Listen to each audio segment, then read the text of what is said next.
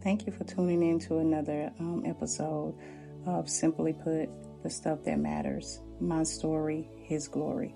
There comes a time in our lives when we realize that God's plans truly overrule our own personal desires. For the past 5 years, I walked through some dark valleys, but I always knew that I had a friend in Jesus. I often sit back and realize that we share parts of our stories that make us look important or polished in the eyes of others. We highlight the victories, we post smiles, we speak about the wins, but God's hand is so present in the pieces of our lives that are shaped quietly on the potter's wheel.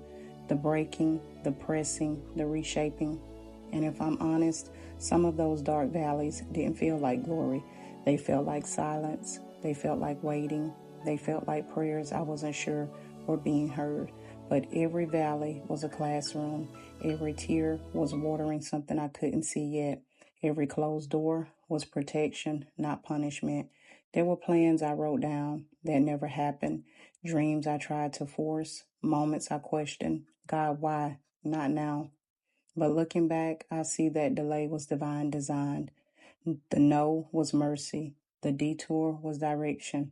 God was not ignoring my desires. He was refining them. He was teaching me that purpose is not built on applause, but on obedience, not on perfection, but on surrender. My story is not about how strong I was.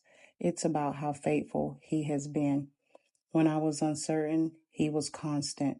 When I was tired, He was steady. When I doubted myself, He never doubted what He placed inside of me.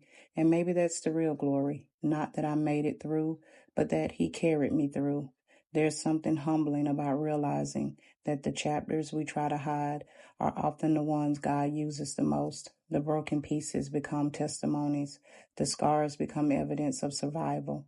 The waiting seasons become preparation grounds. If you're walking through a valley right now, I want you to know this. The potter never wasted clay. The shepherd never loses his sheep. And the author never forgets the ending.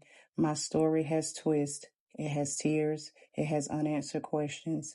But above all, it has His fingerprints all over it. So today, I lay down my need to control the narrative. I surrender my timeline and I release the version of success I thought I wanted, because this was never just my story. It has always been His glory. Thank you for tuning in to Simply Put, the Stuff That Matters.